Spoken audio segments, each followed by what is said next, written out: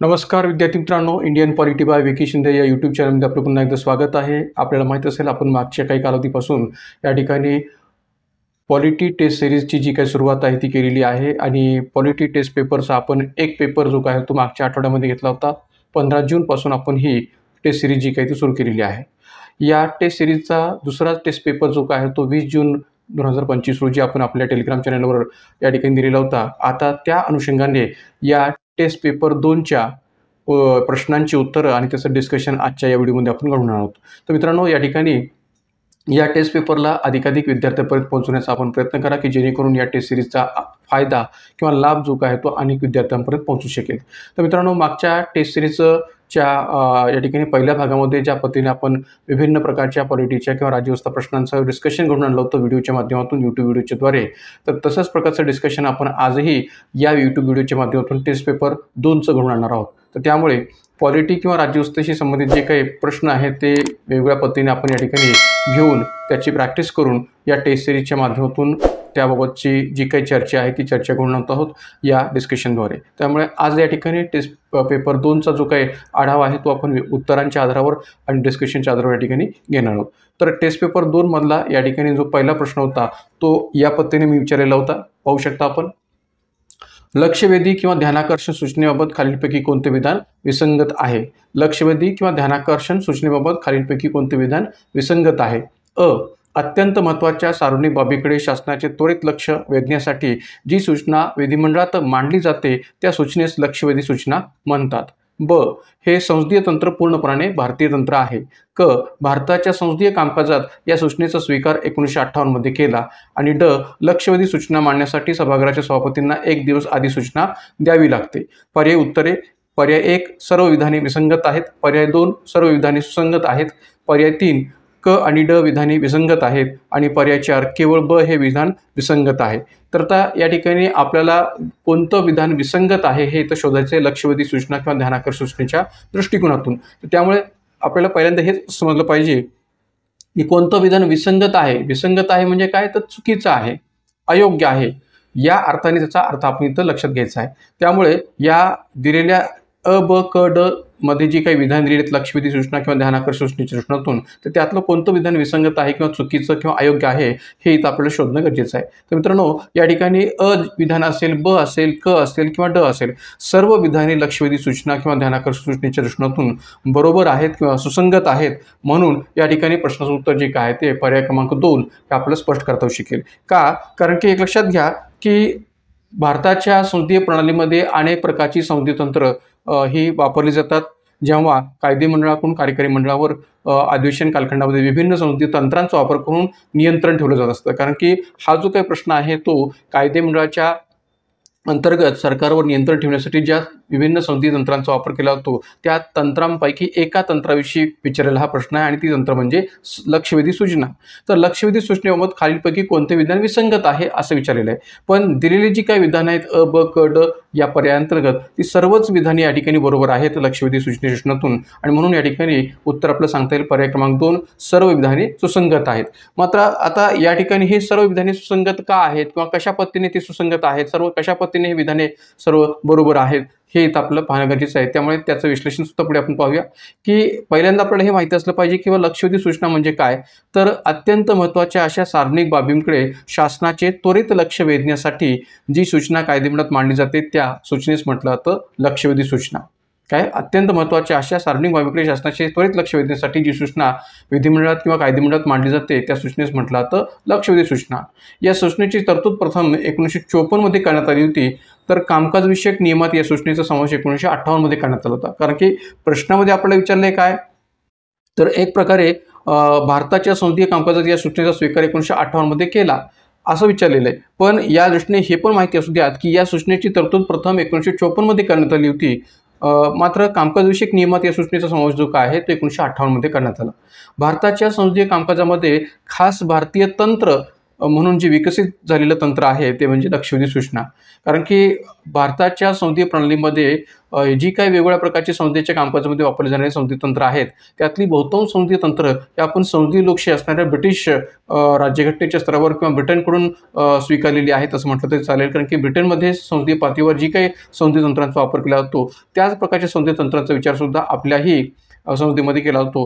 त्यामुळे या ठिकाणी भलेही आपण संसदीय तंत्र ही ब्रिटनच्या संसदीय तंत्राच्या पातळीवर विचार घेतलेली असली तरी लक्षवेधी सूचना हे असं एक संसदीय तंत्र आहे की जे खास भारतीय तंत्र म्हणून विकसित केलं गेलेलं आहे आणि एक प्रकारे ते भारताच्या संसदीय कामकाजामध्ये समाविष्ट केले गेलेले आहे. तर ते खास भारतीय तंत्र म्हणून विकसित झालेलं आहे, हेही आपण लक्षात घ्या. या सूचनेद्वारे शासनावर प्रभावी नियंत्रण ठेवता येतेच, पण त्याचबरोबर प्रशासनातील उणिवा सभागृहाच्या निदर्शनास आणून देणे, शासनाची एखादी भूमिका का व कशी अयोग्य आहे हे दर्शवून देणे, असे हेतूसुद्धा या लक्षवेधी सूचनेच्या माध्यमातून साध्य होतात.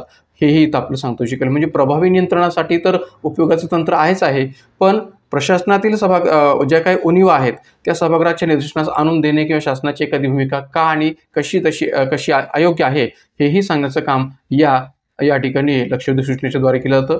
लक्षवेधी सूचना सदस्यांनी लेखी द्यावयास हवी व ती सकाळी 10 वाजेच्या आत या ठिकाणी द्यायला हवी. कुणाला? तर संबंधित सभागृहाच्या अध्यक्षाला. त्यामुळे हाही नियम या ठिकाणी लक्षवेधी सूचनेच्या बाबतीत माहीत असणं गरजेचं आहे किंवा लक्षवेधी सूचना सदस्यांनी लेखी द्यावयास हवी आणि ती सकाळी 10 वाजेच्या आत द्यावयास हवी, हेही या ठिकाणी इथं महत्त्वाचं आहे. आणि त्याचबरोबर या ठिकाणी कोणत्याही बैठकीसाठी 2 पेक्षा अधिक लक्षवेधी सूचना एका सदस्याला देता येत नाहीत. मित्रांनो, याविषयी मागं आयोगाने प्रश्न विचारलेला आहे. त्यामुळे लक्षवेधी सूचनेबाबतची ही जी बाब आहे ती अत्यंत महत्त्वाची आहे. ते आपल्याला माहिती असू द्यात की कोणत्याही बैठकीसाठी 2 पेक्षा अधिक लक्षवेधी सूचना एका सदस्याला देता येत नाहीत. म्हणजे एका सदस्याला 2 पेक्षा अधिक लक्षवेधी सूचना देता येत नाहीत एका बैठकीमध्ये. आणि मात्र एकाच विषयावरील सूचना एकापेक्षा अधिक सदस्य देऊ शकतात. म्हणजे विषय एकच आहे तर एकाच विषयावरील सूचना एकापेक्षा अधिक सदस्य जे काय ते देऊ शकतात.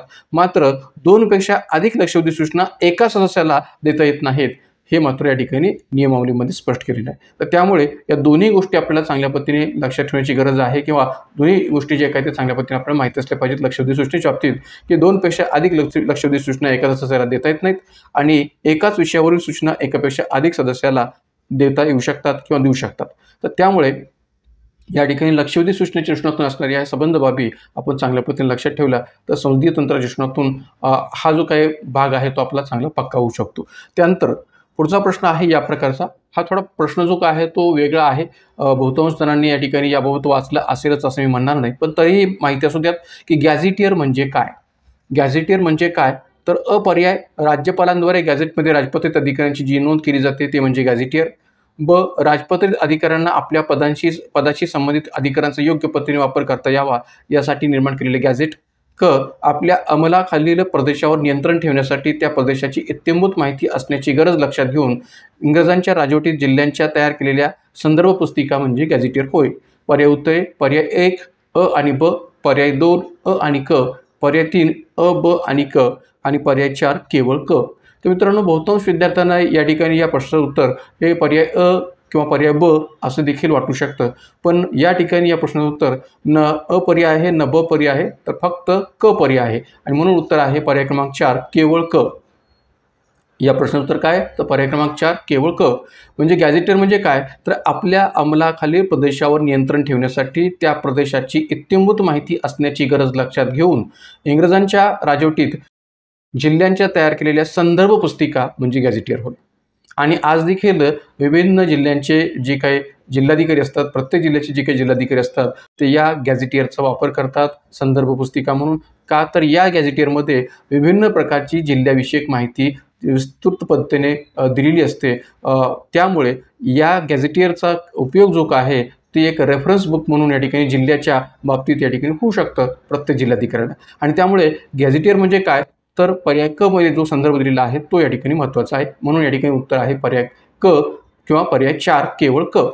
पण या गॅझेटियरमध्ये कशाचा समावेश असतो हेही आपल्याला माहिती असणं गरजेचं आहे. म्हणून गॅझेटियरमध्ये काय असते तर एक संबंधित जिल्ह्यातील पर्वतरांगा, नद्या, हवामान, निसर्ग संपत्ती म्हणजेच थोडक्यात भौगोलिक माहितींचा समावेश जो काय तो त्या गॅझेटियरमध्ये असतो संबंधित जिल्ह्याच्या दृष्टीने. त्यानंतर संबंधित जिल्ह्याचा प्राचीन आणि आधुनिक इतिहास हेही या ठिकाणी महत्त्वाचं आहे.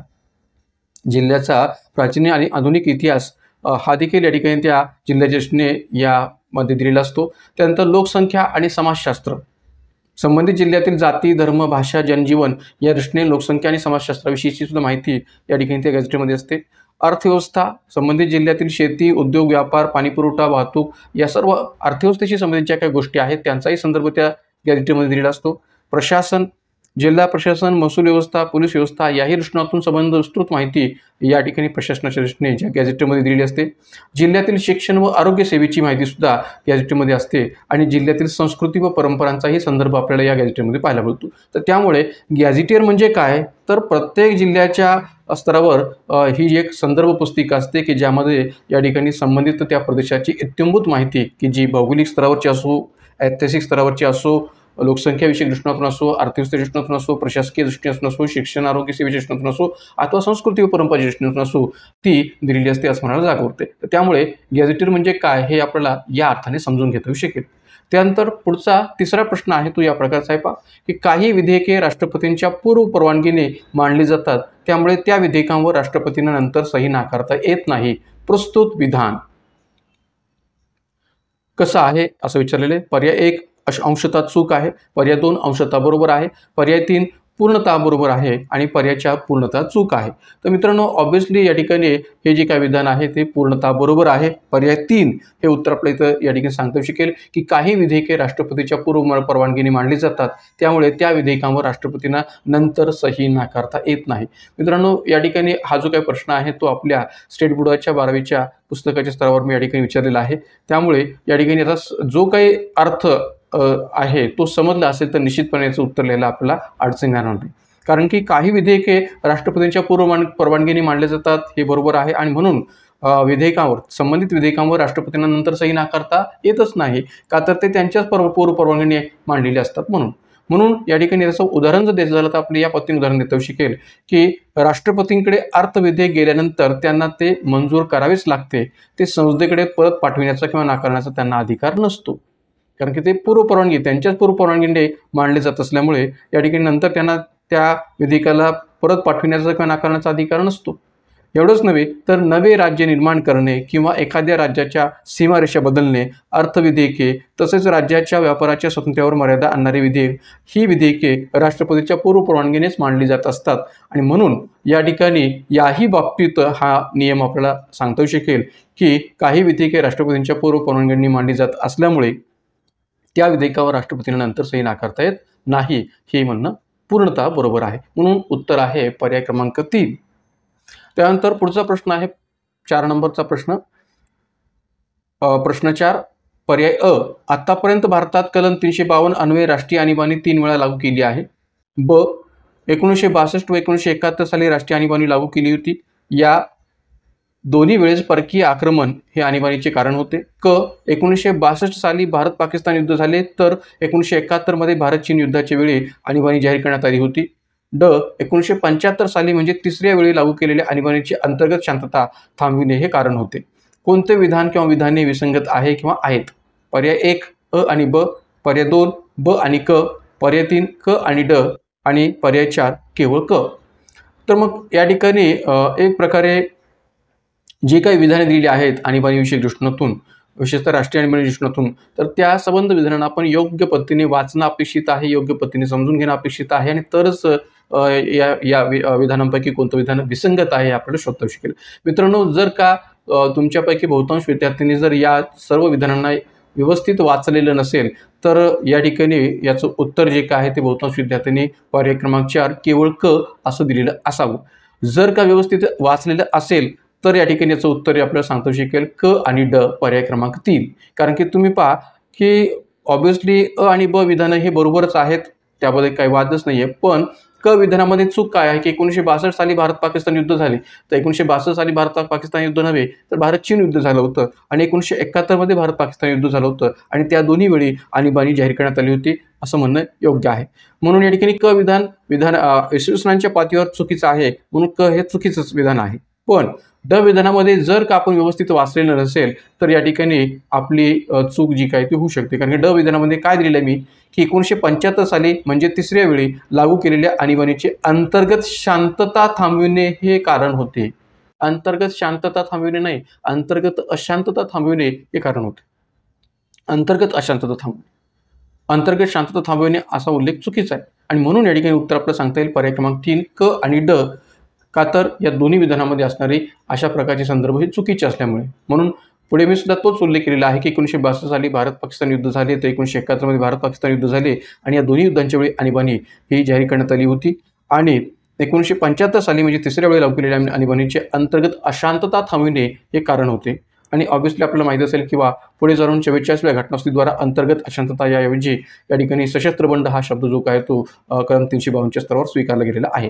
तर त्यामुळे या ठिकाणी आपण कोणताही प्रश्न वाचत असताना व्यवस्थित वाचणं गरजेचं आहे. घाई गडबडीने वाचणं हे चुकीचं आहे. कारण की घाई गडबडीने आपण जर वाचायला गेलो तर आपल्या प्रश्नांचा अर्थ योग्य जो पद्धतीने समजणार नाही आणि आपले प्रश्न हे या ठिकाणी योग्य पद्धतीने सोडले जाऊ शकणार नाहीत आणि आपण चुकू शकतो. तर त्यामुळे आपण प्रश्न व्यवस्थित वाचणं गरजेचं आहे. त्यानंतर जाऊया पुढच्या प्रश्नाकडे. प्रश्न क्रमांक 5.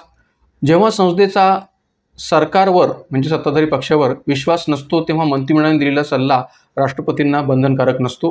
अशा वेळेस राष्ट्रपतींची भूमिका महत्त्वाची असते, पण ती भूमिका बजावणे हे पूर्णपणे राष्ट्रपतींच्या व्यक्तिमत्वावर अवलंबून असते. अशा परिस्थितीत राष्ट्रपती नाममात्र राहत नाहीत. प्रस्तुत विधान पर्याय 1 अंशतः चूक आहे, पर्याय 2 अंशतः बरोबर आहे, पर्याय 3 पूर्णतः चूक आहे आणि पर्याय 4 पूर्णतः बरोबर आहे. तर मित्रांनो पुन्हा एकदा हाही प्रश्न मी या ठिकाणी आपल्या स्टेट बोर्डाच्या 12वीच्या पुस्तकाच्या स्तरावरच या ठिकाणी देण्याचा प्रयत्न केलेला आहे. पूर्ण विधान आपण योग्य पद्धतीने समजून घेतलं तरच आपल्याला याचं उत्तर योग्य पद्धतीने देता शकेल. काय म्हटलेलं आहे पहा की जेव्हा संसदेचा सरकारवर विश्वास नसतो तेव्हा मंत्रिमंडळाने दिलेला सल्ला राष्ट्रपतींना बंधनकारक नसतो. अशा वेळेस राष्ट्रपतींची भूमिका महत्त्वाची असते, पण ती भूमिका बजावणे हे पूर्णपणे राष्ट्रपतींच्या व्यक्तिमत्वावर अवलंबून असते. अशा परिस्थितीत राष्ट्रपती नाममात्र राहत नाहीत. कारण की आपल्याकडे राष्ट्रपती पद हे घटनात्मक पातळीवर जर विचार घेतलं तर घटनात्मक प्रमुख ते आहेत. म्हणजे या ठिकाणी देशाच्या पातळीवर भारताचे घटनात्मक प्रमुख हे राष्ट्रपती आहेत, पण त्यांना दिले गेलेले अधिकार त्या अधिकारांचा ते स्वतः वापर करत नसल्या कारणामुळे या ठिकाणी त्यांना रबरी शिक्का किंवा रबर स्टॅम्प या ठिकाणी म्हटलं जातं आणि म्हणूनच त्यांना नाममात्र प्रमुख असं देखील म्हटलं जातं. पण अशा परिस्थितीमध्ये म्हणजे कोणत्या परिस्थितीत की जेव्हा या ठिकाणी सरकारवर संसदेचा विश्वास नसतो तेव्हा मंत्रिमंडळाने दिलेला राष्ट्रपतीला दिलेला सल्ला हा त्यांच्यावर बंधनकारक नसतो. अशा वेळेस राष्ट्रपतींची भूमिका याकरता महत्त्वाची असते का तर या ठिकाणी ते नेमकी भूमिका कशी घेतात हे त्यांच्या व्यक्तिमत्वावर अवलंबून असते. म्हणून अशा परिस्थितीत ते नाममात्र राहतात का तर नाममात्र राहत नाहीत. आणि म्हणून नाममात्र का राहत नाहीत कारण की त्यावेळेस ते स्वतःच्या स्वविवेकानुसार निर्णय घेत असतात.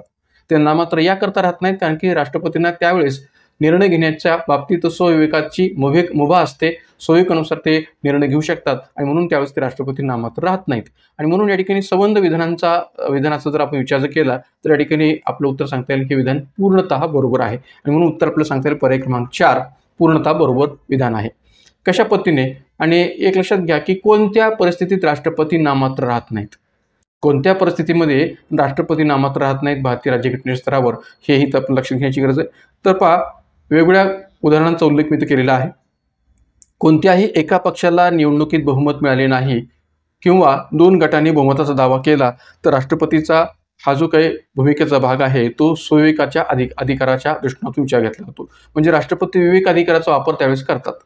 म्हणजे त्यावेळेस राष्ट्रपती नाममात्र राहतात का तर नाममात्र राहत नाहीत. जेव्हा कोणत्याही एका पक्षाला निवडणुकीत बहुमत मिळाले नाही किंवा 2 गटांनी बहुमताचा दावा केला असेल तर.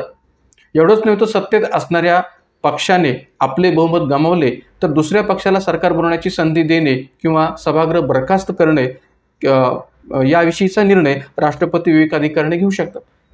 म्हणजे जर का सत्ताधारी पक्ष की ज्याने आपले बहुमत गमावलं असेल आणि जर त्यावेळेस या ठिकाणी दुसऱ्या पक्षाला सरकार बनवण्याची संधी द्यायची असेल किंवा ती द्यायची की नाही आहे याविषयी या ठिकाणी निर्णय घेत असताना जर का राष्ट्रपतींनी सभागृह बरखास्त करण्याचा या ठिकाणी निर्णय घेतला असेल तर तोही निर्णय त्यांच्या विवेकाधिकाराचा भाग आहे. त्याही वेळेस राष्ट्रपती नाममात्र राहत नाहीत. त्यानंतर मंत्रिमंडळावर अविश्वास ठराव मंजूर झाला तर दुसऱ्या पक्षाला सरकार बनवण्यास सांगणे हा अधिकार राष्ट्रपती वापरू शकतात. त्याही त्यांची भूमिका स्वविवेकाधिकारावर आधारित असते. तर अशा परिस्थितीत राष्ट्रपती नाममात्र राहत नाहीत. ते एक प्रभावशाली या ठिकाणी व्यक्तिमत्व बनतात. त्या परिस्थितीत प्रभावशाली बनू शकतात. आणि असं आपल्याकडे या ठिकाणी झालेलं आहे. कधीपासून? तर विशेषतः 1996 नंतर कोणत्याच पक्षाला स्पष्ट बहुमत मिळत नसल्यामुळे राष्ट्रपतींना स्वविवेकाने निर्णय घेण्याचे प्रसंग आलेले आहेत किंवा येऊ लागलेले आहेत. कशा पद्धतीने? तर त्याची 2-3 उदाहरणं सुद्धा मी सांगू शकतो, की या ठिकाणी 1996 नंतर जर आपण पाहिलं तर 1996 नंतर आलेलं HD देवेगौडा सरकार किंवा 1996 नंतर आलेलं अटल बिहारी वाजपेयी सरकार. तर 1996 नंतर पहिल्यांदा या ठिकाणी अटल बिहारी वाजपेयी सरकार हे आलं, सत्तेवर आलं, पण ते 13 दिवसातच या ठिकाणी गडगडलं, कारण की ते आपलं बहुमत सिद्ध करू शकले नाहीत. नंतर या ठिकाणी HD देवेगौडा सरकार सत्तेवर आलं, पण HD देवेगौडा यांच्या नेतृत्वाला सुद्धा विरोध झाला. परिणामी देवेगौडा यांचं सरकार गेलं आणि इंदर कुमार गुजराल यांचं सरकार सत्तेवर आलं. मग हे सगळं या ठिकाणी वारंवार असं का घडलं? किंवा 1997च्या नंतर सुद्धा आपल्याकडे मध्यावधी निवडणुका झाल्या आणि 1998ला पुन्हा एकदा अटल बिहारी वाजपेयी यांचं सरकार सत्तेवर आलं NDAच्या स्वरूपात. तेही जास्त काळ टिकलं नाही, 13 महिन्यात ते सरकार गडगडलं आणि पुढे 1999ला पुन्हा एकदा निवडणुका झाल्या आणि पुन्हा एकदा या ठिकाणी आघाडी सरकार सत्तेवर आलं NDAचं. तर त्यामुळे या ठिकाणी अशा वेगवेगळ्या उदाहरणांच्या स्तरावर जर आपण विचार केला तर 1996 नंतर कोणत्याच पक्षाला स्पष्ट बहुमत मिळत नसल्यामुळे राष्ट्रपतींना स्वविवेकाचा वापर बऱ्याच वेळा करावा लागलेला आहे आणि त्या आधारावर निर्णय घेण्याचे प्रसंग बऱ्याच वेळा आलेले आहेत. तर त्यामुळे अशा परिस्थितीत राष्ट्रपती नामत राहत नाहीत असं म्हणाले तर जागेवरती, आणि म्हणून या अर्थाने याचं उत्तर पर्याय क्रमांक 4 हे सांगता येईल. मित्रांनो, त्यानंतर प्रश्न क्रमांक 6 पहा. प्रश्न क्रमांक 6 या प्रकारचा आहे. खालील विधाने वाचा. राज्यसभा व विधान परिषद या दोन्ही सभागृहामध्ये सभासद पात्रता, अपात्रता तसेच कालावधी यामध्ये साम्य आहे. राज्यसभा व विधान परिषदेच्या पदाधिकाऱ्यांमध्ये साम्य नाही. राज्य विधिमंडळातील विधानसभेला घटनास्थीचे अधिकार नाहीत. राज्य विधिमंडळाला घटनास्थी विधेयक मांडण्याचा अधिकार नाही. संविधान दुरुस्तीसाठी निम्म्यापेक्षा अधिक घटक राज्यांच्या संमतीची तरतूद केली आहे. कोणते विधान विसंगत आहे? पर्याय 1 अ आणि ब, पर्याय 2 ड आणि ई, पर्याय 3 केवळ क आणि पर्याय 4 केवळ ब. मित्रांनो, या ठिकाणी जे काही विधानं या ठिकाणी दिलेली आहेत या स्तरावर आपल्याला काय शोधायचं आहे या प्रश्नामध्ये? तर कोणतं विधान विसंगत आहे, म्हणजेच कोणतं विधान चुकीचं आहे, कोणतं विधान अयोग्य आहे हे आपल्याला शोधायचं आहे. तर या ठिकाणी आपण संबंध विधाने व्यवस्थित वाचली पाहिजेत. जर का आपण या ठिकाणी थोडी जरी या ठिकाणी चूक केली तर संबंध प्रश्न आपला चुकू शकतो. तर त्यामुळे आपण संबंध विधाने व्यवस्थित वाचणं गरजेचं आहे, कारण की थोडा हा प्रश्न ट्रिकी आहे. मग आता पहा, अ पर्याय. राज्यसभा व विधान परिषद या दोन्ही सभागृहामध्ये सभासद पात्रता, अपात्रता तसेच कालावधी यामध्ये साम्य आहे. तर हे विधान सुसंगत आहे किंवा बरोबर आहे हे म्हणायला जागा उरते. का? कारण की राज्यसभा व विधान परिषद या दोन्ही सभागृहामध्ये सभासदांच्या पात्रता, अपात्रता किंवा कालावधी यामध्ये साम्य आहे, समानता आहे, हे बरोबरच आहे. का? तर कालावधी राज्यसभा सदस्यांचा कार्यकाल हा 6 वर्षांचा असतो, विधान परिषद सदस्यांचा कार्यकालही 6 वर्षांचा असतो. आणि एवढंच नव्हे तर या ठिकाणी दोन्ही सभागृहांच्या पात्रता, अपात्रतांच्या बाबतीत समानता आहे आपल्याला मान्य करता येऊ शकेल. त्यामुळे अविधान बरोबर आहे. राज्यसभा व विधान परिषदेच्या पदाधिकाऱ्यांमध्ये साम्य नाही. तर ऑब्व्हियसली हेही विधान बरोबर आहे. का? तर राज्यसभा यांचे जे काही पदाधिकारी आहेत ते आहेत या ठिकाणी पदसिद्ध अध्यक्ष असणारे उपराष्ट्रपती, आणि विधान परिषदेचे अध्यक्ष की ज्यांना पदसिद्ध अध्यक्ष म्हटलं जात नाही ते पदसिद्ध अध्यक्ष नसतात. त्यामुळे या ठिकाणी या दोन्ही पदाधिकाऱ्यांमध्ये साम्य नाही हे म्हणणं बरोबर आहे. अधिक खुलासा आपण पुढे विस्ताराने स्पष्टीकरणामध्ये करूया. त्यानंतर राज्य विधिमंडळातील विधानसभेला घटनास्थीचे अधिकार नाहीत. तर मित्रांनो, हे विधान मात्र विसंगत आहे. का? कारण की आपल्याकडे जेव्हा घटनास्थी होत असते तेव्हा घटनास्थीच्या ज्या काही कलम 368 नुसार प्रक्रिया आहेत, तर कलम 368 नुसार असणाऱ्या प्रक्रियांचा जर विचार केला तर संसदेच्या विशेष बहुमताने होणारी घटनास्थी आणि संसदेच्या विशेष बहुमत प्लस निम्म्यापेक्षा अधिक घटक राज्यांच्या किंवा निम्म्या घटक राज्यांच्या मान्यतेने होणारी घटनास्थी याचा जेव्हा आपण विचार करतो तेव्हा या ठिकाणी त्याचा संदर्भ जो काय तो विधानसभेच्या दृष्टीने महत्त्वाचा असतो. कारण की त्या घटनास्थीला मान्यता देण्याचा अधिकार हा विधानसभेला असतो, कारण की प्रत्येक घटक राज्य विधानसभा हे सभागृह असतं. तर त्यामुळे राज्य विधिमंडळातील विधानसभेला घटनास्थीचे अधिकार नाहीत हे म्हणणं विसंगत आहे. हे विधान विसंगत आहे. आता राज्य विधिमंडळाला घटनास्थीचे विधेयक मांडण्याचा अधिकार नाही. तर ऑब्व्हियसली हे विधान बरोबर आहे, कारण की आपल्याकडे संसदेमध्येच घटनास्थी विधेयक मांडलं जातं, ते विधिमंडळाच्या स्तरावर विधानसभेमध्ये मांडलं जात नाही, आणि म्हणून राज्य विधिमंडळाला घटनास्थी विधेयक मांडण्याचा अधिकार नाही हे म्हणणं बरोबर आहे. आणि ई पर्याय तो देखील बरोबर आहे की संविधान दुरुस्तीसाठी निम्म्यापेक्षा अधिक घटक राज्यांच्या किंवा निम्म्या घटक राज्यांच्या संमतीची तरतूद केली आहे, हे कलम 368 स्तरावर आपल्याला मान्य करता येऊ शकेल. त्यामुळे ई विधान पण बरोबर आहे. मग आता कोणतं विधान विसंगत आहे? तर फक्त केवळ म्हणून या ठिकाणी पर्याय क्रमांक 3 हे उत्तर आपल्याला सांगता येईल. केवळ पर्याय क्रमांक 3. मग आता पहा की या ठिकाणी जो काही मी उल्लेख पर्याय ब मध्ये केलेल्या या प्रश्नामध्ये की राज्यसभा व विधान परिषदेच्या पदाधिकाऱ्यांमध्ये साम्य नाही. तर बहुतांश विद्यार्थ्यांना हे माहिती नसावं की राज्यसभेचे पदाधिकारी असणारे पदसिद्ध अध्यक्ष की जे उपराष्ट्रपती असतात आणि विधान परिषदेचे अध्यक्ष की जे पदसिद्ध अध्यक्ष नसतात. तर या दोन पदाधिकाऱ्यांमध्ये काय साम्य नाही आहे हे आपल्याला इथे शोधायचं. एका तक्त्याच्या माध्यमातून आपण पुढे ते तक्ता पाहूया की मी पहा या ठिकाणी दिलेलं आहे की राज्यसभा विधान परिषद पदाधिकारी यातील फरक. राज्यसभा पदाधिकारी यामध्ये येतात राज्यसभेचे पदसिद्ध अध्यक्ष की जे उपराष्ट्रपती असतात आणि विधान परिषद पदाधिकारीमध्ये येतात ते विधान परिषदेचे अध्यक्ष की जे पदसिद्ध अध्यक्ष नसतात. दुसरा फरक हा सांगता येईल की या ठिकाणी राज्यसभा अध्यक्षाची निवड उपराष्ट्रपती या नात्याने केवळ राज्यसभा सदस्य करतात का? नाहीये, तर राज्यसभा आणि लोकसभेचे सभासद करतात. राज्यसभा आणि लोकसभेचे सर्व सभासद उपराष्ट्रपती पदाची निवड करतात आणि नंतर मग ते राज्यसभेचे पदसिद्ध अध्यक्ष म्हणून या ठिकाणी कार्यरत असतात. त्या उलट विधान परिषद अध्यक्षाची निवड केवळ विधान परिषद सदस्य करतात. विधान परिषद अध्यक्षाची निवड फक्त विधान परिषद सदस्य करतात. त्यानंतर तिसरा फरक, राज्यसभेचे अध्यक्ष हे राज्यसभेचे सदस्य नसतात. राज्यसभेचे अध्यक्ष हे राज्यसभेचे सदस्य नसतात कारण की ते उपराष्ट्रपती असतात. पण विधान परिषदेचे अध्यक्ष हे विधान परिषद सदस्य असतात कारण की ते त्या विधान परिषद सदस्यांद्वारे निवडलेले असल्यामुळे ते विधान परिषदेचे अध्यक्ष हे विधान परिषद सदस्य असतात. आणि उपराष्ट्रपती पदसिद्ध अध्यक्ष या नात्याने जरी असले, राज्यसभेचे पदसिद्ध अध्यक्ष या नात्याने जरी असले तरी उपराष्ट्रपती म्हणून त्यांचा कार्यकाल 5 वर्ष असतो कारण की ते राज्यसभेचे सदस्य नाही आहेत म्हणून त्यांचा कार्यकाल 6 वर्ष असण्याची गरजच नाही आहे. ते उपराष्ट्रपती या नात्याने या ठिकाणी पदसिद्ध अध्यक्ष म्हणून भूमिका पार पडत असतात. तर त्यामुळे त्यांचा कार्यकाल हा उपराष्ट्रपती म्हणूनच या ठिकाणी 5 वर्ष विचार घेतला जातो. आणि विधान परिषदेचे अध्यक्ष मात्र यांचा कार्यकाल हा 6 वर्ष असतो, तो काही 5 वर्ष नसतो.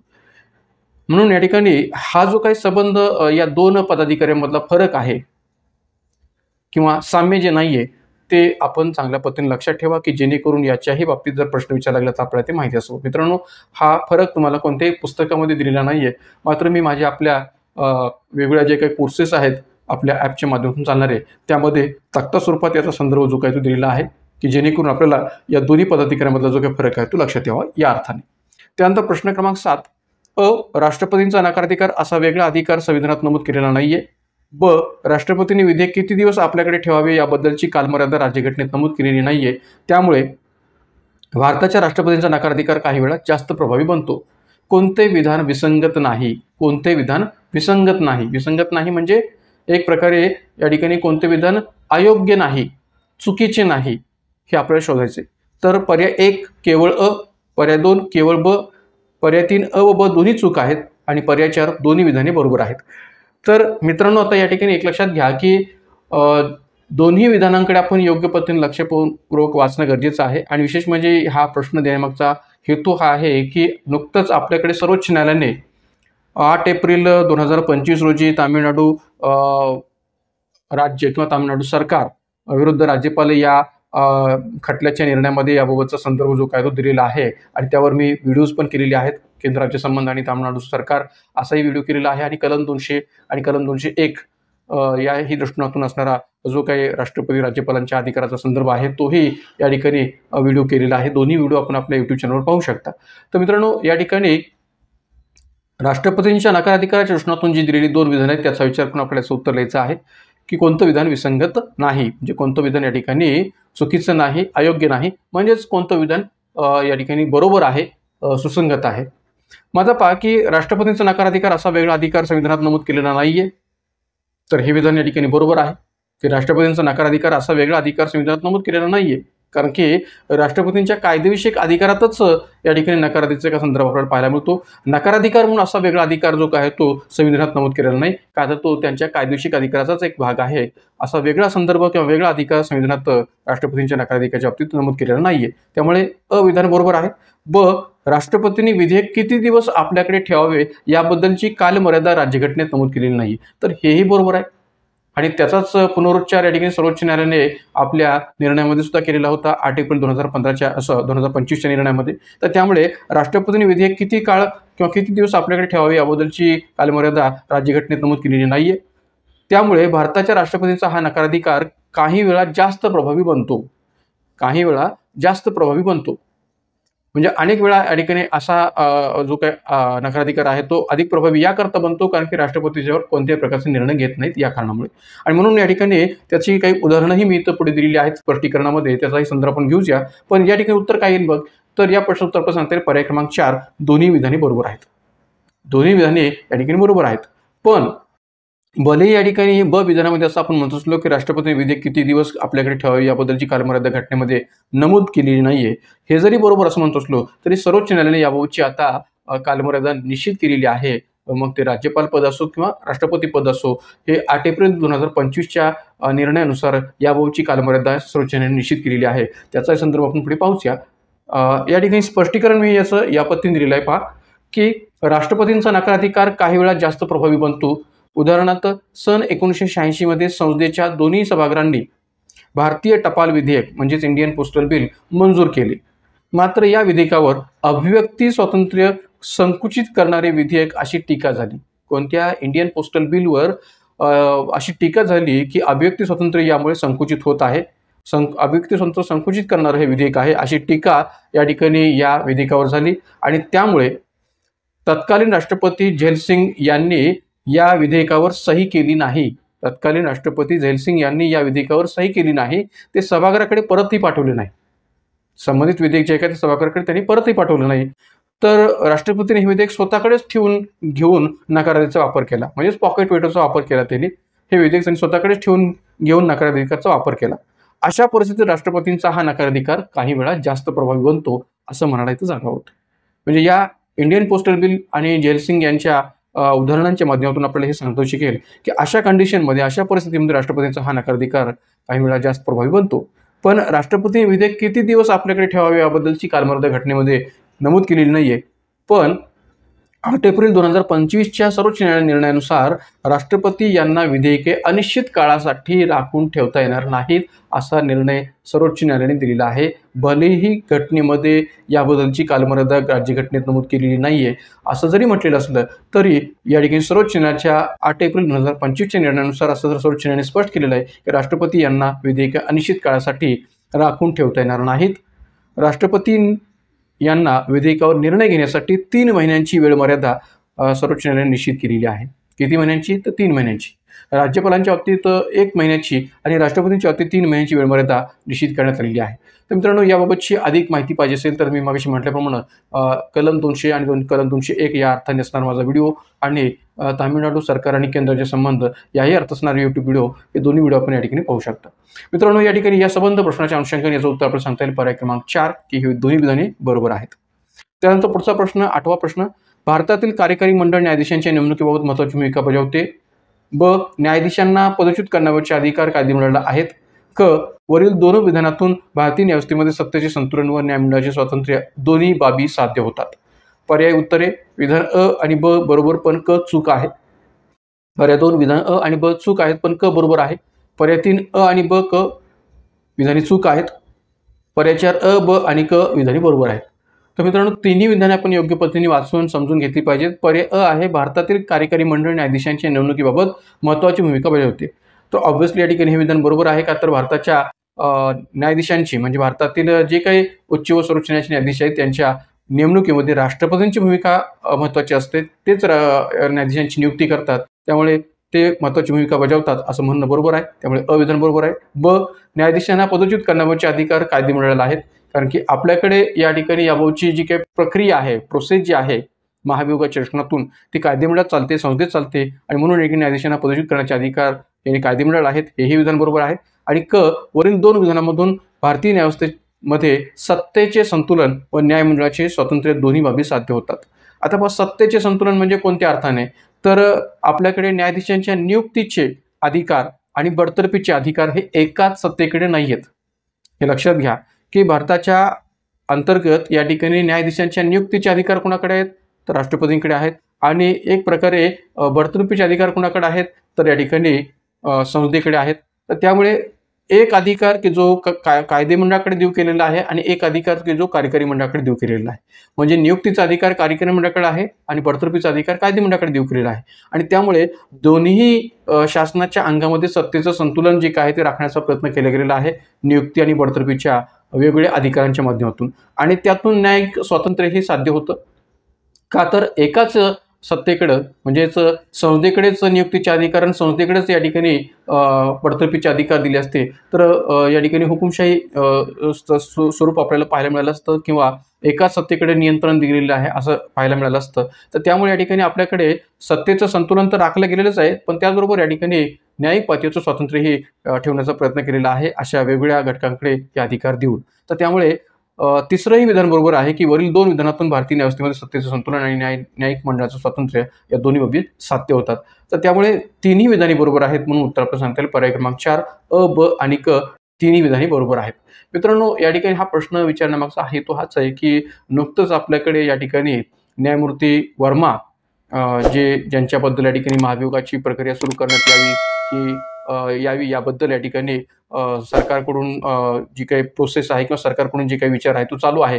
तर त्यामुळे या ठिकाणी या न्यायमूर्ती वर्मा प्रकरणाच्या माध्यमातून जर आपण विचार केला तर आगामी कालखंडामध्ये या सर्वोच्च न्यायालयातील किंवा उच्च न्यायालयीन न्यायाधीशांच्या दृष्टिकोनातून असणाऱ्या या महाभियोग प्रक्रियेविषयी किंवा एकंदरीत या ठिकाणी अशा बाबतीत प्रश्न विचारायला आयोगाला वाव असल्यामुळे अशा प्रकारच्या संबंध बाबी आपण चांगल्या पद्धतीने तयार ठेवणं गरजेचं आहे.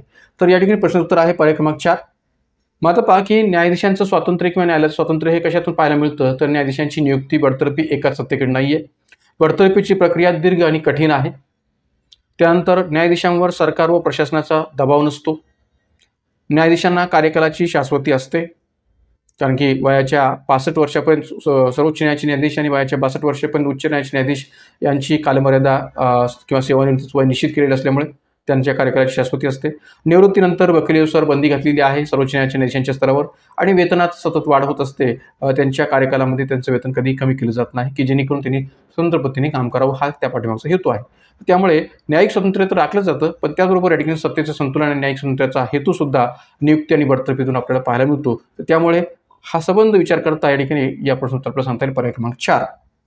त्यानंतर पुढचा प्रश्न क्रमांक 9. भारतीय घटनेतील कलम 136 नुसार सर्वोच्च न्यायालयाचे कोणते अधिकार क्षेत्र स्पष्ट होते? भारतीय राज्यघटनेतील कलम 136 नुसार सर्वोच्च न्यायालयाचे कोणते अधिकार क्षेत्र स्पष्ट होते? पर्याय 1 प्रारंभिक अधिकार क्षेत्र, पर्याय 2 सल्लाविषयक अधिकार क्षेत्र, पर्याय 3 विशेष याचिका अधिकार क्षेत्र किंवा ज्याला आपण विशेष अनुज्ञा अधिकार क्षेत्र म्हणू शकतो, आणि पर्याय 4 यापैकी नाही. तर मित्रांनो, या ठिकाणी आपल्याला चटकन लक्षात आलं पाहिजे कलम 136 म्हटल्यानंतर की याबाबतचं उत्तर काय असेल. तर उत्तर आहे पर्याय क्रमांक 3 विशेष याचिका अधिकार क्षेत्र किंवा विशेष अनुज्ञा अधिकार क्षेत्र, विशेष परवानगी अधिकार क्षेत्र, ज्याला स्पेशल लीव पिटिशन असंही या ठिकाणी इंग्लिशमध्ये म्हटलं जातं. तर हे अधिकार क्षेत्र नेमकं काय आहे आणि या अधिकार क्षेत्रामध्ये नेमका कशाचा संदर्भ आपल्याला पाहायला मिळतो हे आपण याचा पुढे खुलासा करूया.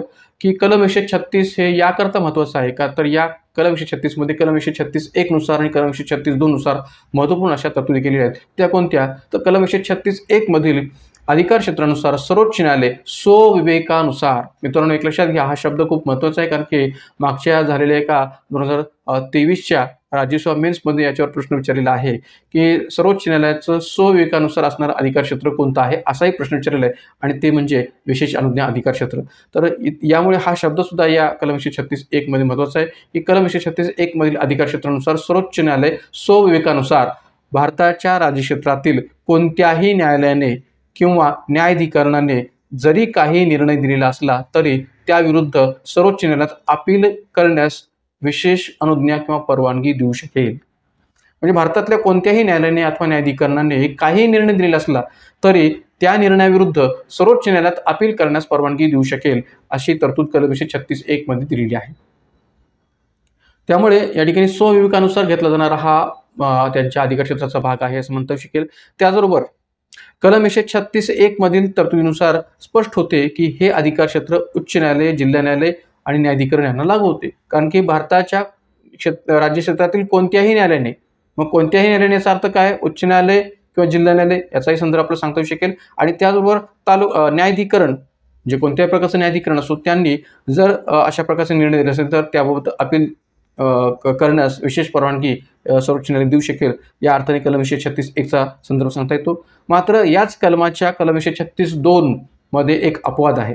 उपकलम 136(2) मध्ये एक अपवाद आहे. तो म्हणजे काय, तर सैनिकी न्यायालयाच्या म्हणजेच कोर्ट मार्शलच्या निर्णयाविरोधात सर्वोच्च न्यायालयात या अधिकार क्षेत्राचा वापर करून अपील करता येणार नाही. त्यामुळे हे विशेष याचिका अधिकार क्षेत्र सैनिकी न्यायालयाला लागू होत नाही. म्हणजे सैनिकी न्यायालयाचा अपवाद वगळता भारतातल्या कोणत्याही न्यायालयाने अथवा न्यायाधिकरणाने जर का काही निर्णय दिलेला असला तरी सर्वोच्च न्यायालय या अधिकार क्षेत्रानुसार अपील दाखल करून घेण्यास विशेष परवानगी देऊ शकेल, फक्त सैनिकी न्यायालयाचा अपवाद वगळता.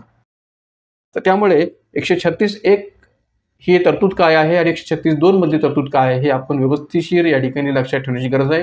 आणि त्याचबरोबर या ठिकाणी हेही माहिती असू द्यात की सर्वोच्च न्यायालयाचं हे स्वविवेकानुसार असणारं अधिकार क्षेत्र आहे, तेही माहिती असू द्यात. त्यामुळे उत्तर आहे पर्याय क्रमांक 3. पुढचा प्रश्न आहे जोड्या जुळवा उच्च न्यायालयाचे नाव आणि स्थापना वर्ष. पर्याय 1 दिल्ली, पर्याय 2 सिक्कीम, पर्याय 3 झारखंड, पर्याय 4 राजस्थान. त्यानंतर या ठिकाणी स्थापना वर्ष अ 2000, ब 1975, क 1950, ड 1966 आणि पर्याय उत्तरामध्ये आपल्याला उत्तर शोधायचं आहे. तर मित्रांनो एक लक्षात घ्या की या ठिकाणी जे काही जोड्या जुळवायच्या आहेत त्याबाबत जर आपल्याला एक्झॅक्टली ऑथेंटिक माहिती असेल किंवा फॅक्च्युअल बेसिसवर योग्य माहिती असेल तरच आपण याचं उत्तर देऊ शकाल, कारण की शेवटी इसवी सनांच्या पातळीवरचा हा संदर्भ आहे म्हणून. मग आता पहा की दिल्ली 1966, पर्याय ड हे उत्तर आपल्याला सांगता येईल. 1966 मध्ये दिल्ली उच्च न्यायालय स्थापना झालेली आहे. सिक्कीम 1975 साली सिक्कीम उच्च न्यायालय स्थापना झालेली आहे. झारखंड 2000 साली झारखंडची निर्मिती झाली, त्यावेळेस या ठिकाणी याची उच्च न्यायालय स्थापना झालेली आहे. आणि राजस्थान 1950. तर त्यामुळे या ठिकाणी ड, ब, अ, क असा संदर्भ या ठिकाणी या प्रश्नाचं उत्तर म्हणून सांगता शकेल की जो आपल्याला पाहायला मिळतो पर्याय क्रमांक 2 मध्ये. त्यामुळे ड, ब, अ, क हे उत्तर आपल्याला सांगता येईल पर्याय क्रमांक 2. दिल्ली 1966, सिक्कीम 1975, झारखंड 2000 आणि राजस्थान 1950 साली स्थापन झालेलं उच्च न्यायालय आहे.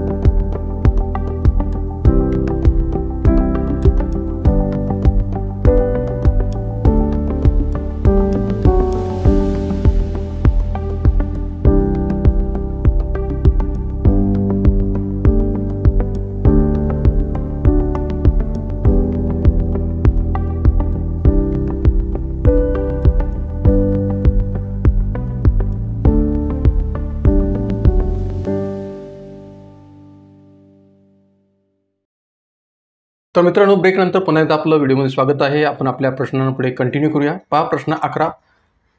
लोकसभा सभागृहातील सदस्य संख्येनुसार पहिली 5 घटक राज्ये उतरत्या क्रमानुसार कोणती? लोकसभा सभागृहातील सदस्य संख्येनुसार पहिली 5 घटक राज्ये उतरत्या क्रमानुसार कोणती? पर्याय 1 उत्तर प्रदेश, पश्चिम बंगाल, बिहार, तामिळनाडू, महाराष्ट्र. पर्याय 2 उत्तर प्रदेश, पश्चिम बंगाल, तामिळनाडू, बिहार, महाराष्ट्र. पर्याय 3 उत्तर प्रदेश, महाराष्ट्र, पश्चिम बंगाल, बिहार, तामिळनाडू आणि पर्याय 4 उत्तर प्रदेश, पश्चिम बंगाल, बिहार, महाराष्ट्र, तामिळनाडू. तर मित्रांनो या ठिकाणी आपल्याला प्रश्नात फॅक्च्युअल बेसिसवर असं विचारलेलं आहे की लोकसभा सभागृहातील सदस्य संख्येनुसार पहिली 5 घटक राज्य कोणती? तर एक लक्षात घ्या की हा प्रश्न विचारण्यामागचा हा हेतू आहे की सध्या आपल्याकडे एक देश एक निवडणूक संबंधीचं जे काही धोरण आहे ते विचारात घेतलं जाऊ लागलेलं आहे. त्या दृष्टीने आगामी कालखंडात घटनास्थी होण्याची सुद्धा शक्यता नाकारता येऊ शकत नाही. आणि त्यामुळे जे काही या ठिकाणी या संबंध घटक राज्यांच्या पातळीवर असणारी जे काही जागांची संख्या आहे, तर त्याचाही संदर्भ जो काय तो बदलू शकतो. किंबहुना या ठिकाणी आपल्याकडे जे काही जनगणनेसंबंधीचं धोरणसुद्धा आता नुकतंच सरकारने या ठिकाणी जाहीर केलेलं आहे आणि आपल्याकडे आता आगामी कालखंडामध्ये जनगणनाविषयक जी काही प्रोसेस आहे ती सुरू होणार आहे. तर त्या जनगणनेविषयक प्रोसेसचाही विचार जर केला तर आगामी कालखंडामध्ये या ठिकाणी या लोकसभा सभागृहातील असणाऱ्या सभागृहांच्या पातळीवर असणाऱ्या घटक राज्यांच्या जागांची संख्येचं गणित जे काय ते बदलू शकतं.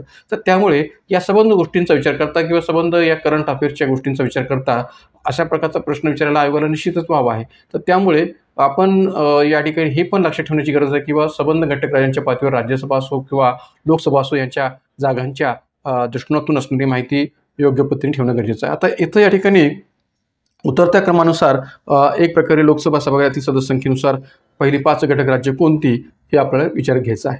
तर या ठिकाणी जे काही 4 पर्याय त्या 4 पर्यायांपैकी उत्तर सांगता येईल पर्याय क्रमांक 3 की लोकसभेच्या पातळीवर या ठिकाणी याचं जे काही उतरत्या क्रमानुसार असणाऱ्या घटक राज्यांचं वर्णन आहे जागांच्या पातळीवर ते या पद्धतीने सांगता येईल की एक प्रकारे सर्वात पहिल्यांदा येतं उत्तर प्रदेश 80 जागा, दुसरं आहे महाराष्ट्र 48 जागा, तिसरं आहे पश्चिम बंगाल 42 जागा, चौथी आहे बिहार 40 जागा आणि 5वी आहे तामिळनाडू 39 जागा.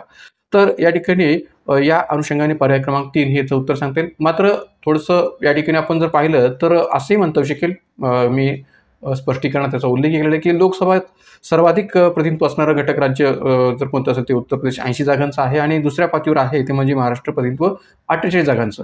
आणि पहिली 5 घटक राज्य जसं मी आता म्हटल्याप्रमाणे की पहिले उत्तर प्रदेश 80, दुसरं महाराष्ट्र 48, तिसरं पश्चिम बंगाल 42, चौथं बिहार 40 आणि 5वं तामिळनाडू 39.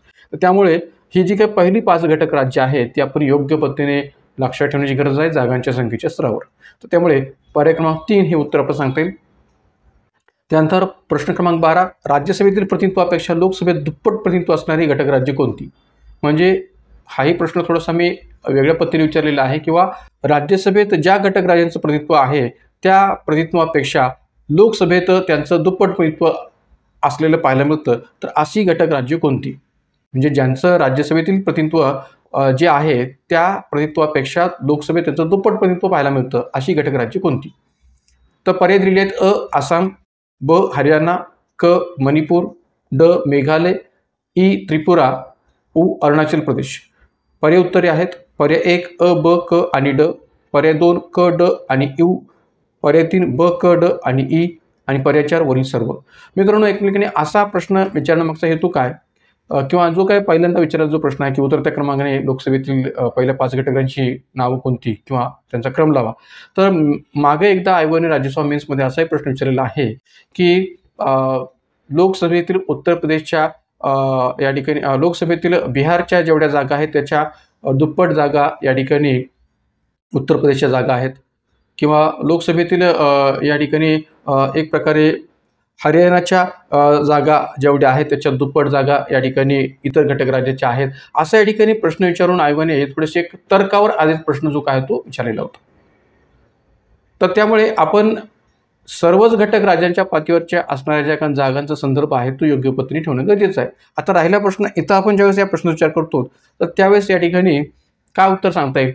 तर या ठिकाणी या पातळीवर जर आपण विचार केला की कोणती घटक राज्य आणि कोणत्या घटक राज्यांच्या पातळीवर ही जी काही राज्यसभेतलं प्रतिनिधित्व आहे ते प्रतिनिधित्व दुप्पट प्रतिनिधित्व असणारे घटक राज्य म्हणून सांगता येतात.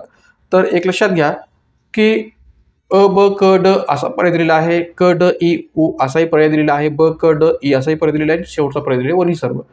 तर या ठिकाणी आसामच्याही पातळीवर, हरियाणाच्याही पातळीवर, मणिपूर, मेघालय, त्रिपुरा आणि अरुणाचल प्रदेश या सर्वच घटक राज्यांच्या पातळीवर हे जे तर्क आहे तो योग्य पद्धतीने लागू पडतो. का?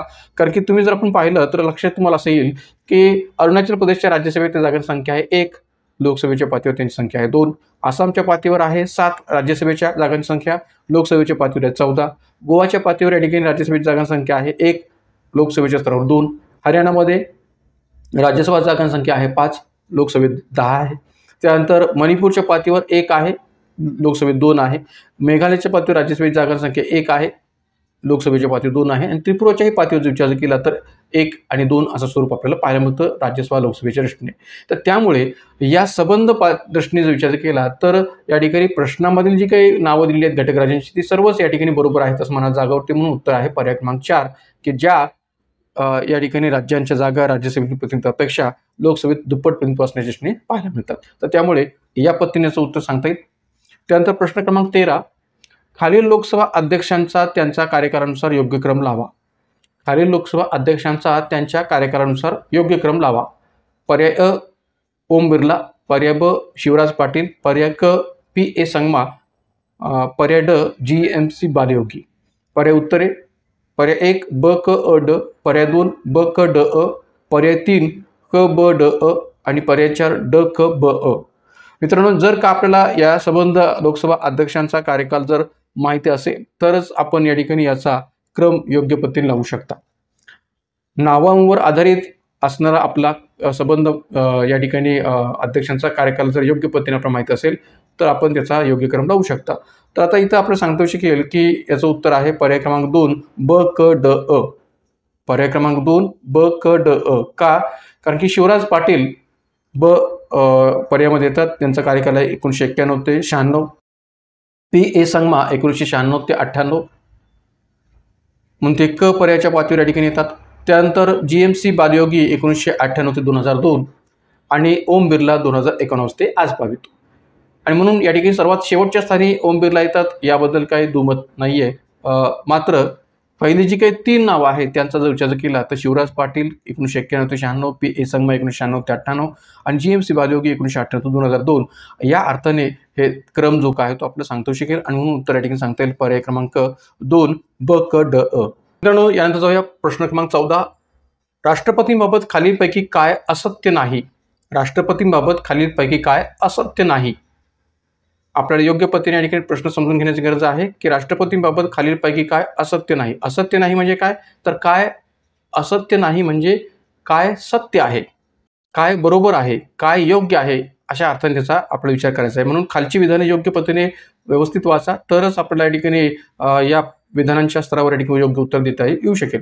राष्ट्रपतींबाबत काय खालीलपैकी काय असत्य नाही म्हणजेच एक प्रकारे काय सत्य आहे हे शोधायचं आहे. मग आता पहा की पर्याय क्रमांक 1 सध्या राष्ट्रपतींना प्रतिमाह 5 लाख रुपये वेतन दिले जात नाही. सध्या राष्ट्रपतींना प्रतिमाह 5 लाख रुपये वेतन दिले जात नाही. आपल्याला काय शोधायचं आहे की काय सत्य आहे,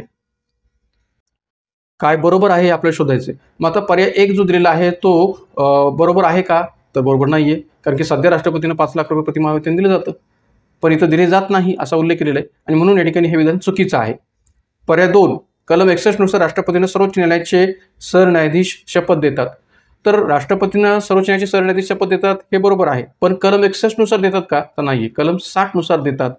म्हणून या ठिकाणी कलम 60 नुसार राष्ट्रपतींना सर्वोच्च न्यायालयाचे सरन्यायाधीश शपथ देतात असं म्हणणं बरोबर आहे. पण इथं कलम 61चा उल्लेख केला असल्यामुळे हे विधान चुकीचं आहे. आपल्याला काय शोधायचं आहे? काय सत्य आहे, काय बरोबर आहे हे शोधायचं आहे. पण पहिलं विधान चुकीचं आहे, दुसरं विधान चुकीचं आहे. तिसरं विधान राष्ट्रपती राज्यसभेत साहित्य, कला, विज्ञान, समाजसेवा व सहकार या क्षेत्रातून 12 सदस्यांची नियुक्ती करतात.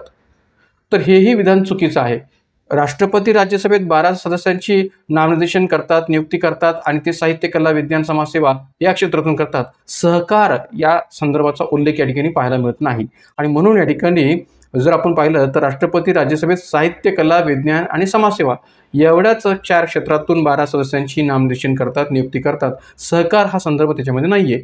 सहकार हा संदर्भ या ठिकाणी कोणाला लागू पडतो? तर राज्यपालास, की राज्यपाल हे विधान परिषदेच्या स्तरावर साहित्य, कला, विज्ञान, समाजसेवा आणि सहकार या क्षेत्रातून 12 सदस्यांची महाराष्ट्राच्या पातळीवर नियुक्ती करतात असं म्हणणं योग्य आहे राज्यपालांच्या स्तरावर.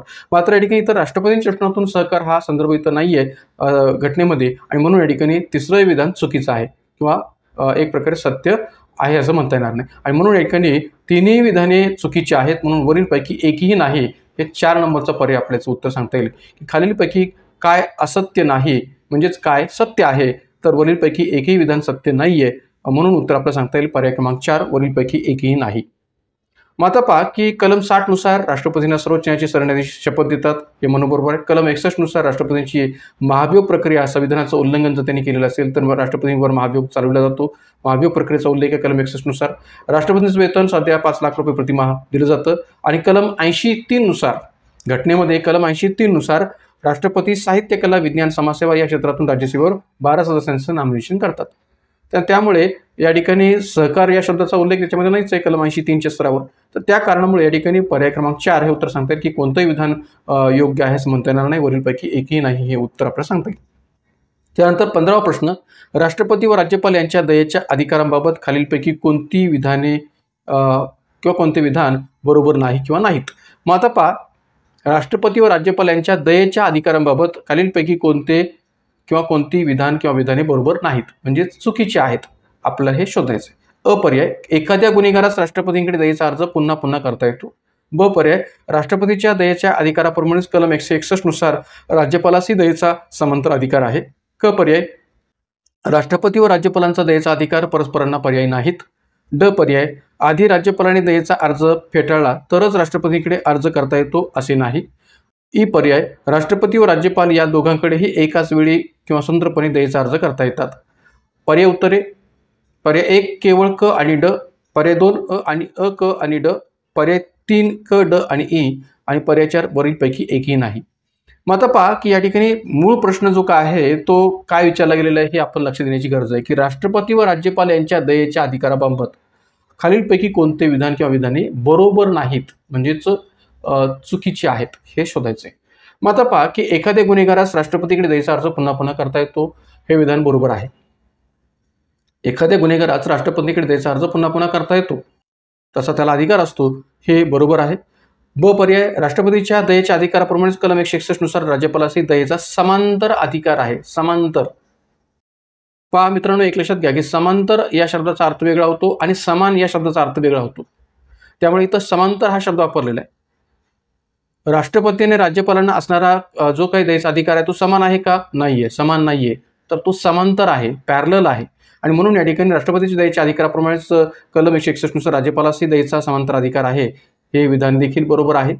आपल्याला काय शोधायचं आहे की कोणतं विधान बरोबर नाहीये, चुकीचं आहे हे शोधायचं आहे. क विधान, राष्ट्रपती व राज्यपालांचा दयेचा अधिकार परस्परांना पर्यायी नाहीत. पर्यायी नाहीत म्हणजे काय? तर त्याचं उत्तर ड पर्यायामध्ये दिलेलं आहे की आधी राज्यपालांच्या दयेचा अर्ज फेटाळला तरच राष्ट्रपतींकडे अर्ज करता येतो असे नाही. म्हणजे एक प्रकारे परस्परांना ते ऑप्शन म्हणून विचार घेतले जात नाहीत, म्हणून ते पर्यायी नाही आहेत. आधी राज्यपालांचा अर्ज करायचा आणि नंतर राष्ट्रपतींचा करायचा, म्हणजे आधी राज्यपालांनी जर नाकारला तर राष्ट्रपतीकडे करायचा, असं त्याचं स्वरूप नाही आहे किंवा ते पर्यायी नाहीत परस्परांना. म्हणून ड ही विधान बरोबर आहे, क ही विधान बरोबर आहे. आणि ई पर्याय की राष्ट्रपती व राज्यपाल या दोघांकडे एकाच वेळी किंवा स्वतंत्रपणे दयेचा अर्ज करता येतो का? तर हो, करता येतो, कारण की ते परस्परांना पर्यायी नाहीत, ते स्वतंत्र अधिकार आहेत. म्हणून या ठिकाणी राष्ट्रपती व राज्यपाल या दोघांकडे एकाच वेळी किंवा स्वतंत्रपणे दयेचा अर्ज करता येतात हे म्हणणं देखील बरोबर आहे.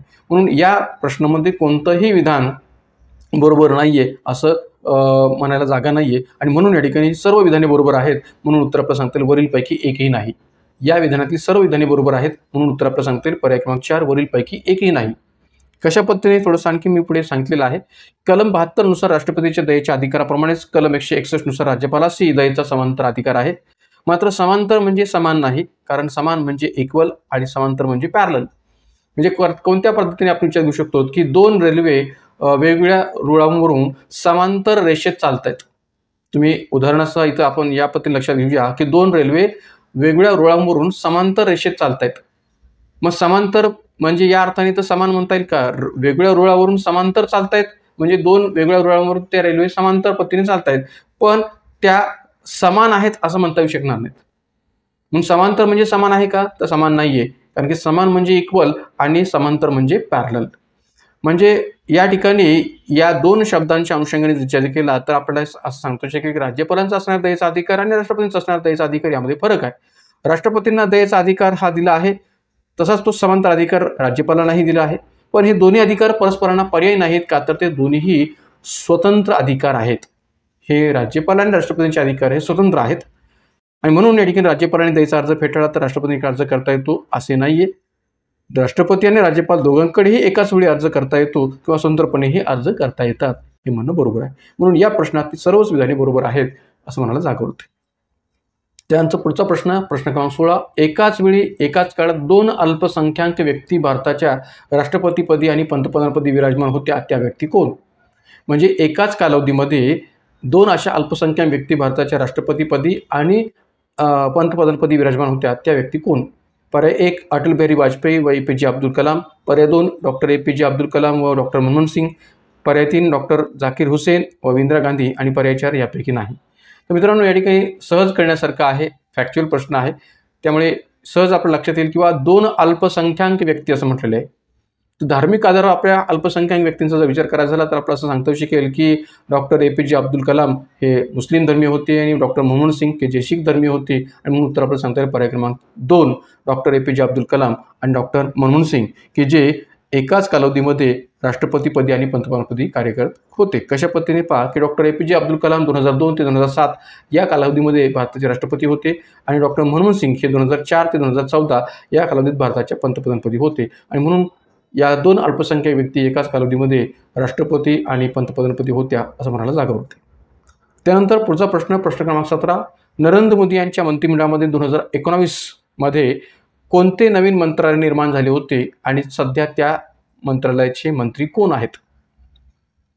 2019 मध्ये नवीन मंत्रालय निर्माण झाले होते नरेंद्र मोदी यांच्या मंत्रिमंडळामध्ये आणि सध्या त्या मंत्रालयाचे मंत्री कोण आहेत असा प्रश्न विचारला. हाही टोटली फॅक्च्युअल प्रश्न आहे.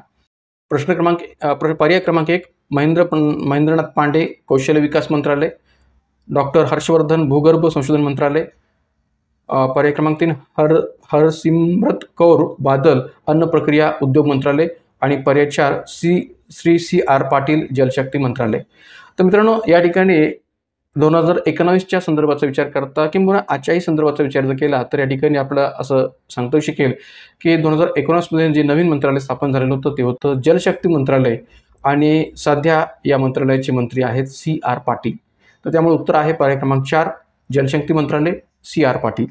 या जलशक्ती मंत्रालयाविषयी थोडीशी माहितीही लक्षात घ्या की जलशक्ती मंत्रालय नव्याने 2019 मध्ये निर्माण करण्यामागचं कारण काय होतं तर तुम्हाला माहीत असेल की मद्रास किंवा चेन्नई या शहरामध्ये जी काही पाणी टंचाई निर्माण झालेली होती कधी काळी 2014 ते 19च्या कालखंडामध्ये आणि त्या पाणी टंचाईचा किंवा भीषण पाणी टंचाईचा विचार करता केंद्र सरकारने निश्चितपणे याचा विचार करून पुढे चालून 2019च्या नरेंद्र मोदी मंत्रिमंडळामध्ये या ठिकाणी हे जलशक्ती मंत्रालय हे निर्माण केलं. कारण की पाण्याच्या बाबतचं आव्हान, पिण्याच्या पाण्याबाबतचं आव्हान एक चेन्नई पुरतंच फक्त मर्यादित आहे अशातला भाग नाही. उन्हाळ्याच्या कालखंडामध्ये आपल्याकडे महाराष्ट्रातल्या बहुतांश खेड्यामध्ये टँकरने पाणी पुरवठा करावा लागतो. टँकरच्या पाणी पुरवठ्यावर आधारित आपली बरीचशी गावं असतात आणि म्हणून या ठिकाणी या पिण्याच्या किंवा पिण्याच्या पाण्याच्या आव्हानाचा विचार करता हे जलशक्ती मंत्रालय हे खूप महत्त्वाचं आहे. म्हणूनच या ठिकाणी नरेंद्र मोदी मंत्रिमंडळामध्ये याचे नव्याने निर्मिती जी काय ती केली गेली. तर जलशक्ती मंत्रालयाची उद्दिष्टे काय आहेत तर आंतरराष्ट्रीय आणि आंतरराज्यीय पाणी वाद, गंगा व तिच्या उपनद्या आणि उपनद्यांची स्वच्छता यासारख्या मुद्द्यांवर लक्ष केंद्रित करणं, स्वच्छ पिण्याचे पाणी पुरवण्याचे उद्दिष्ट साध्य करणं, भारतासमोरील जी काही वाढत्या पाण्याच्या आव्हानं आहेत त्या आव्हानांना तोंड देणं, ही असे अनेक उद्दिष्ट समोर ठेवून, हेतू समोर ठेवून हे मंत्रालय स्थापन केलं गेलं होतं.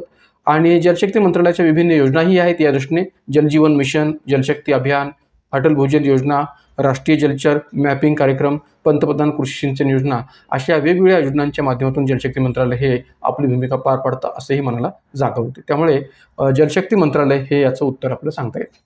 त्यानंतर प्रश्न क्रमांक 18 खालील विधाने वाचा. पर्याय साऊथ ब्लॉक हे भारताच्या पंतप्रधानांचे अधिकृत कार्यालय आहे. पर्याय साऊथ ब्लॉक ही राष्ट्रपती भवनाच्या क्रमांक 1च्या जवळची वास्तू असून सरकारच्या व देशाच्या दृष्टीने अत्यंत महत्त्वाची आहे. युनियन बिल्डिंगशी या इमारतीचे विलक्षण साम्य आहे. आणि साऊथ ब्लॉक हे भारताच्या पंतप्रधानांचे कार्यालय असावे ही इच्छा खुद्द गांधींची होती. तर पर्याय उत्तरे पर्याय 1 बरोबर मात्र क आणि चूक आहेत. पर्याय 2 क बरोबर मात्र चूक आहे. पर्याय 3 सर्व विधाने चूक आहेत आणि पर्याय 4 सर्व विधाने बरोबर आहेत. तर मित्रांनो, या ठिकाणी साऊथ ब्लॉकविषयी जर आपल्याला माहिती असेल किंवा पंतप्रधानांच्या अधिकृत कार्यालयाविषयी जर आपल्याला माहिती असेल तरच तुम्ही याचं उत्तर योग्य पद्धतीने देऊ शकता. तर या ठिकाणी पर्याय बरोबर आहे. साऊथ ब्लॉक हे भारताच्या पंतप्रधानांचं कार्यालय आहे, अधिकृत कार्यालय आहे, हे बरोबर आहे. साऊथ ब्लॉक हे राष्ट्रपती भवनाच्या क्रमांक 1च्या जवळची वास्तू असून सरकारच्या व देशाच्या दृष्टीने अत्यंत महत्त्वाची वास्तू आहे, हेही महत्त्वाचं आहे, हेही बरोबर आहे. युनियन बिल्डिंगशी या इमारतीचे विलक्षण साम्य आहे. युनियन बिल्डिंग म्हणजे जी काही साऊथ आफ्रिकेमध्ये असणारी युनियन बिल्डिंग आहे जोन्सबर्ग इथे स्थापित, तर या युनियन बिल्डिंगशी या इमारतीचं विलक्षण साम्य आहे, हे देखील बरोबर आहे. आणि साऊथ ब्लॉक हे भारताच्या पंतप्रधान कार्यालय असावे ही खुद्द इच्छा गांधींची होती हे देखील विधान बरोबर आहे. तर त्यामुळे पर्याय क्रमांक 4 सर्व विधाने बरोबर आहेत हे उत्तर आपलं देता शकेल. याही दृष्टीने थोडंसं विश्लेषण पुढे आपण पाहूया की साऊथ ब्लॉक हे भारताच्या पंतप्रधानांचे अधिकृत कार्यालय असून याच इमारतीत पंतप्रधान कार्यालय, संरक्षण मंत्रालय आणि परराष्ट्र मंत्रालय आहेत. म्हणजेच याच इमारतीमध्ये पंतप्रधान कार्यालयाबरोबरच संरक्षण मंत्रालय सुद्धा आहे आणि परराष्ट्र मंत्रालय सुद्धा या ठिकाणी विचार घेतला जातो. 1910-11 मध्ये 1000 खोल्यांचा हा परिसर बांधून पूर्ण झाला. आणखी या स्तरावर जर विचार केला तर 1910-11 मध्ये याबाबतचं जे बांधकाम आहे ते पूर्ण झालेलं होतं 1000 खोल्यांच्या स्तरावर. आणि साऊथ आफ्रिकेतील युनियन बिल्डिंगशी या इमारतीची विलक्षण साम्य आहे. आपण इमेजमध्ये पाहू शकता की भारताच्या साऊथ ब्लॉकची जी काही इमारत आहे आणि साऊथ आफ्रिकेतील असणारी जी काही युनियन बिल्डिंगची इमारत आहे त्याचा विचार करता दोन्ही इमारतीमध्ये बहुतांश पातळीवर विलक्षण साम्य आपल्याला पाहायला मिळतं. तर त्याही अर्थाने हे बरोबर आहे असं म्हणायला जागा होते. त्यामुळे उत्तर आहे पर्याय क्रमांक 4. त्यानंतर पुढचा प्रश्न क्रमांक 19. न्यायाधीशांचे स्वातंत्र्य अबाधित आहे हे खालीलपैकी कोणत्या विधानामधून स्पष्ट होते? न्यायाधीशांचे स्वातंत्र्य अबाधित आहे हे खालीलपैकी कोणत्या विधानामधून स्पष्ट होते? पर्याय अ, न्यायाधीशांच्या नियुक्तीची सत्ता व बडतर्फी सत्ता एका सत्तेकडे नाही. ब, न्यायाधीशांना कार्यकालाची शाश्वती असते. क, न्यायाधीशांच्या पदच्युतीची प्रक्रिया दीर्घ व कठीण नाही. आणि ड, सेवानिवृत्तीनंतर सर्वोच्च न्यायालयातील कोणत्याही न्यायाधीशांना वकील व्यवसाय करण्यास मुभा आहे. पर्याय उत्तरे: पर्याय 1 अ आणि ब, पर्याय 2 क आणि ड, पर्याय 3 अ आणि क आणि पर्याय 4 वरील सर्व. आपल्याला काय विचारलंय हे लक्षात घ्या की न्यायाधीशांचे स्वातंत्र्य अबाधित आहे हे खालीलपैकी कोणत्या विधानामधून स्पष्ट होते? म्हणजे न्यायिक स्वातंत्र्य हे कोणत्या विधानातून स्पष्ट होतं हे आपल्याला शोधायचं. तर ऑब्व्हियसली या ठिकाणी उत्तर सांगता येईल आपल्याला पर्याय क्रमांक 1 अ आणि ब, न्यायाधीशांच्या नियुक्तीची सत्ता व बडतर्फी सत्ता एका सत्तेकडे नाही आहे. जसं मी मगाशीही म्हटलं होतं की न्यायाधीशांच्या नियुक्तीची सत्ता कोणाकडे आहे तर राष्ट्रपतींकडे आहे आणि बडतर्फी सत्ता ही संसदेकडे आहे. ते एका सत्तेकडे आहे का? नाही आहे. त्यातून न्यायिक स्वातंत्र्य स्पष्ट होतं का? स्पष्ट होतं. ब, पर्याय न्यायाधीशांना कार्यकालाची शाश्वती असते का? तर आहे. का तर वयाच्या 65 वर्षापर्यंत सर्वोच्च न्यायालयाचे न्यायाधीश आणि वयाच्या 62 वर्षापर्यंत उच्च न्यायालयाचे न्यायाधीश हे कार्यकालाच्या दृष्टीने आपल्या पदावर कार्यरत राहू शकतात. त्यामुळे त्यांना कार्यकालाची शाश्वती असते हे म्हणणं बरोबर आहे. क, पर्याय न्यायाधीशांच्या पदच्युतीची प्रक्रिया दीर्घ व कठीण नाही. तर हे विधान मात्र चुकीचं आहे. यातून न्यायिक स्वातंत्र्य स्पष्ट होतं असं म्हणता येणार नाही. कारण की न्यायाधीशांच्या पदच्युती प्रक्रिया, महाभियोगाची प्रक्रिया ही दीर्घ आहे आणि कठीण देखील आहे हे म्हणणं बरोबर आहे. पण या ठिकाणी कठीण नाही असं उल्लेख केला असल्यामुळे हे चुकीचं आहे. आणि सेवानिवृत्तीनंतर सर्वोच्च न्यायालयातील न्यायाधीशांना कोणत्याही पातळीवर वकील व्यवसाय करण्यास मुभा आहे तर हे देखील चुकीचं आहे. कारण की सर्वोच्च न्यायालयातील न्यायाधीशांना वकिली व्यवसाय करता येत नाही सेवानिवृत्तीनंतर. आणि म्हणून क आणि ड हे विधाने चुकीचे आहेत. मात्र अ आणि ब स्वतंत्र न्यायाधीशांतून योग्य विधाने आहेत. म्हणून अ आणि ब या विधानातूनच न्यायाधीशांचं स्वातंत्र्य अबाधित आहे हे स्पष्ट होत असल्यामुळे पर्याय क्रमांक 1 अ आणि ब हे उत्तर आपल्याला सांगता येईल. मात्र पहा, पुन्हा एकदा मी तोच संदर्भ दिलेला आहे. न्यायिक स्वातंत्र्याच्या विभिन्न ज्या काही तरतुदी आहेत किंवा भारतामध्ये न्यायिक स्वातंत्र्याच्या ज्या काही विभिन्न तरतुदी केलेल्या आहेत त्या या पद्धतीने आहेत. आणि न्यायिक स्वातंत्र्याच्या माध्यमातून सत्तेचं संतुलन हेही राखलं गेलेलं आहे. न्यायिक स्वातंत्र्य सुद्धा राखलं गेलेलं आहे हे आपल्याला या विश्लेषणातून पाहायला मिळेल. त्यानंतर जाऊया पुढच्या प्रश्नाकडे. प्रश्न क्रमांक 20, शेवटचा प्रश्न. निवडून न येणारी सत्ता निवडून येणाऱ्या सत्तेवर सत्ता गाजवत आहे. प्रस्तुत विधान कोणत्या घटनास्थळीच्या न्यायालयीन निर्णयाबाबत कोणत्या राजकीय नेत्याने वापरले होते? पहा, प्रश्न जो काय आहे तो या आधी आपण कधी पाहिला नसेल किंवा या ठिकाणी याबाबतची माहिती कितपत लोकांनी वाचली असेल मला माहीत नाही आहे. पण प्रश्न थोडासा वेगळ्या प्रकारचा आहे की निवडून न येणारी सत्ता निवडून येणाऱ्या सत्तेवर सत्ता गाजवत आहे. प्रस्तुत विधान कोणत्या घटनास्थळीच्या न्यायालयीन निर्णयाबाबत कोणत्या राजकीय नेत्याने वापरले होते? तर पर्याय दिलेले आहेत. पर्याय 1 100वी घटनास्थळी नरेंद्र मोदी, पर्याय 2 99वी घटनास्थळी अरुण जेटली, पर्याय 3 101वी घटनास्थळी अरुण शौरी आणि पर्याय 4 98वी घटनास्थळी सुषमा स्वराज. मित्रांनो, एक लक्षात घ्या की संबंध जी काही नेत्यांची नावं दिलेली आहेत ती सर्व नेत्यांची नावं भाजपच्या नेत्यांची आहेत. मग ते मोदी असोत, जेटली असोत, अरुण शौरी असोत किंवा सुषमा स्वराज असोत. मात्र या ठिकाणी हेही आपल्याला इथं समजलं पाहिजे की हे विधान नेमकं कुणी केलं होतं आणि कोणत्या घटनास्थळीच्या रचनातून आणि कोणत्या घटनास्थळीच्या न्यायालयीन निर्णयाच्या रचनातून केलेलं होतं. तर आपल्याकडे जी 99वी घटनास्थळी झालेली होती 2014 मध्ये, त्या 99वी घटनास्थळीला सर्वोच्च न्यायालयाने पुढे रद्दबातल केलं होतं 2015 मध्ये. आणि ज्यावेळेस सर्वोच्च न्यायालयाकडून 99वी घटनास्थळीला अवैध ठरवलं गेलं, रद्दबातल केलं गेलं, तेव्हा संसदेच्या स्तरावर या ठिकाणी हे विधान अरुण जेटली यांनी केलं होतं 99वी घटनास्थळीच्या रचनातून. आणि म्हणून या ठिकाणी उत्तर सांगता येईल पर्याय क्रमांक 2 99वी घटनास्थळी अरुण जेटली, जे त्यावेळेस आपल्या नरेंद्र मोदी यांच्या मंत्रिमंडळात वित्तमंत्री होते आणि त्यांनी या ठिकाणी या दृष्टिकोनातून हे विधान जे काय ते केलेलं होतं की निवडून न येणारी सत्ता म्हणजे काय, तर आपल्याकडे सर्वोच्च न्यायालय हे निवडून येतं का, लोकांद्वारे निवडून येतं का, तर नाही. आणि म्हणून या ठिकाणी निवडून न येणारी सत्ता की जी सर्वोच्च न्यायालय आहे की जी निवडून येणाऱ्या सत्तेवर, म्हणजे सरकार किंवा संसदेमध्ये निवडून येणारे प्रतिनिधी, हे सरकारही निवडून आलेलं असतं आणि एक प्रकारे संसदेमध्ये प्रतिनिधी निवडून आलेले असतात. तर अशा या निवडून येणाऱ्या सत्तेवर म्हणजे सरकार आणि संसदेवर सत्ता गाजवत आहे कोण, सर्वोच्च न्यायालय, की जे निवडून आलेलं नाहीये. म्हणून निवडून येणारी सत्ता ही निवडून येणाऱ्या सत्तेवर सत्ता गाजवत आहे. ह्या दृष्टीने एक प्रकारे जर विचार केला तर हे विधान जे काय ते नव्याने घटनास्थीच्या बाबतीत अरुण जेटली यांनी व्यक्त केलं होतं. का तर अरुण जेटली यांना नव्याने घटनास्थीच्या स्तरावर ज्या राष्ट्रीय न्यायिक नियुक्ती आयोगाची निर्मिती संसदेकडून केली गेली होती, त्याचं स्वरूप जे काही विवादास्पद ठरलं होतं, तर त्या स्वरूपाचा विचार करता या ठिकाणी सर्वोच्च न्यायालयाने ही नव्याने घटनास्थी 2015 रद्द केली आणि पूर्वीचीच कॉलेजियम पद्धती जी काय आहे ती लागू करण्याचा निर्णय घेतलेला होता. तर त्या दृष्टिकोनातून या ठिकाणी अरुण जेटली यांनी हे विधान केलेलं होतं असं मानलं जागा होते. आणि म्हणून उत्तर आहे पर्याय क्रमांक 2. पहा, नव्याने घटनास्थी 2014 सर्वोच्च न्यायालय उच्च न्यायालयातील न्यायाधीशांच्या नियुक्तीसाठी राष्ट्रीय न्यायिक नियुक्ती आयोग स्थापनेची तरतूद जी या नव्याने घटनास्थीद्वारे केली होती, तर ही नव्याने घटनास्थी रद्द करण्याचा विचार सर्वोच्च न्यायालयाला का करावा लागला किंवा याला अवैध का घोषित केलं गेलं, का तर राष्ट्रीय न्यायिक नियुक्ती आयोग, नॅशनल ज्युडिशियरी अपॉइंटमेंट कमिशन, याचं जे स्वरूप होतं, रचनात्मक स्वरूप होतं, संघटनात्मक स्वरूप होतं, ते स्वतंत्र न्यायालयावर परिणाम करणारं आहे असं सर्वोच्च न्यायालयाचं म्हणणं होतं. आणि सर्वोच्च न्यायालयाने 1993च्या निर्णयापासूनच या ठिकाणी कॉलेजियम पद्धतीचा स्वीकार केलेला होता.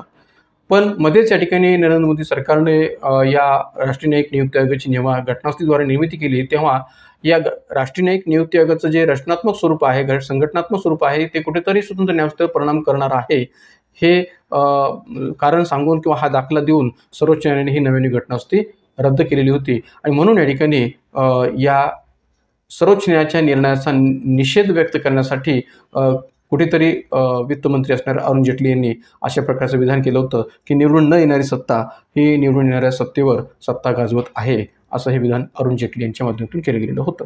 तर अशाही प्रकारचा प्रश्न या ठिकाणी विचारला जाऊ शकतो असं म्हणायला काही हरकत नाही. मित्रांनो, या ठिकाणी अशा वेगवेगळ्या 20 प्रश्नांच्या माध्यमातून आपण टेस्ट पेपर 2चा जो काही संदर्भ आहे तो घेतलेला आहे, आढावा घेतलेला आहे. मी आशा करतो की या ठिकाणी अशा प्रकारचे अनेक प्रश्न आपण आपल्या टेस्ट पेपर 3च्या माध्यमातून पुढेही पाहूयात आणि त्याचं डिस्कशन या ठिकाणी विचारात घेऊयात. तर मित्रांनो, मी पुन्हा एकदा सांगतो की आपल्या या टेस्ट पेपरला अधिकाधिक गरजू विद्यार्थ्यांपर्यंत पोहोचवा, किंबहुना हाही व्हिडिओ की ज्या माध्यमातून या संबंध प्रश्नांचं डिस्कशन केलेलं आहे, हा देखील व्हिडिओ अनेक गरजू विद्यार्थ्यांपर्यंत पोहोचवा आणि त्याचबरोबर आपल्या यूट्यूब चॅनलला सुद्धा अधिकाधिक संख्येने सबस्क्राईब करा, लाईक करा, शेअर करा. आज या व्हिडिओमध्ये आपण थांबूयात. धन्यवाद.